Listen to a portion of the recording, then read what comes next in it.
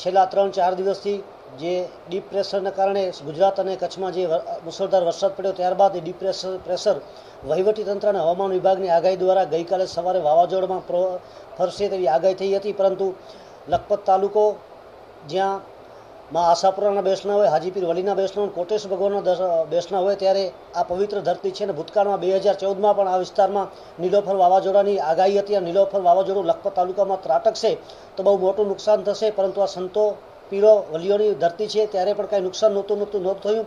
ગયા વર્ષે 2023માં બિપોરજોય વાવાઝોડાની બહુ ખૂબ મોટી અને ખતરનાક આગાહી હતી, એ વખતે પણ અમને કોઈ નુકસાન ન થયું. અત્યારે ગઈકાલે જે વાવાઝોડાની આગાહી હતી એ પણ આ મા આશાપુરા, હાજીપીર વલી અને કોટેશ્વર ભગવાન દયાથી આ આફત અમારા ઉપર ટળી ગઈ છે.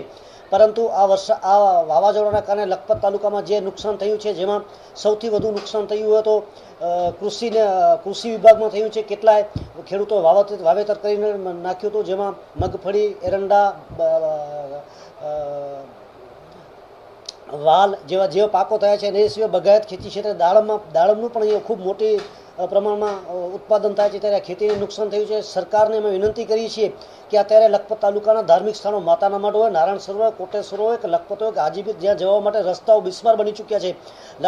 દોલતપર ફાટકથી કરી બરંદા ગામનો જે રોડ છે, જે 27 ગામડાઓને સાંકળે છે, તે રોડ 1 વર્ષ પહેલાં કામ થયું હતું. એ રોડનો પુલિયો નથી બન્યો. એ રોડ વરસાદમાં એકદમ તૂટી ગયો છે. લોકો સંપર્ક વિહોણા થઈ ગયા હતા. એ સિવાય ગડુલીથી કરીને પાંદરો જતો રોડ કે જે વચમાં 10-15 ગામડાઓને સાંકળે છે, ત્યાં પણ ખારી નદી આવે છે, ત્યાં વરસાદના કારણે એ રસ્તો પણ બંધ થઈ ગયો હતો. એના સિવાય અનેક રસ્તાઓ, નારાયણ સરોવર દર્શન પર જઈએ તો ત્યાં વચ્ચેના રસ્તા ખૂબ જ જર્જરી થઈ ગયા છે. દયા પરથી હાજીપીર જવા માટે જે રસ્તો હતો એ પણ જર્જરી થઈ ગયો છે.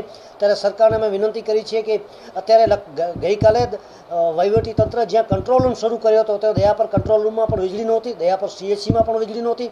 ત્યારે સરકારને અમે વિનંતી કરી છે કે ગ્રામ પંચાયતથી કરીને દિલ્હી સુધી ભારતીય જનતા પાર્ટીનું શાસન છે, ત્યારે ભારતીય જનતા પાર્ટીના સત્તાધીશોને અમે વિનંતી કરી છે કે આ વિકટ પરિસ્થિતિમાં આપ લોકો સાથે રહો, લોકોને સહાય આપો. લખપત તાલુકામાં કેશ ડોલ્સ આપવામાં આવે, ઘરવખરીનું જેમ નુકસાન થયું એમને ઘરવખરીની સહાય આપવામાં આવે, મકાનનું નુકસાન થયું મકાન સહાય, કે પશુધન મૃત્યુ પામ્યો તો પશુધનની સહાય આપવામાં આવે, અને એના સિવાય જે કૃષિને નુકસાન થયું એ સહાય આપવામાં આવે.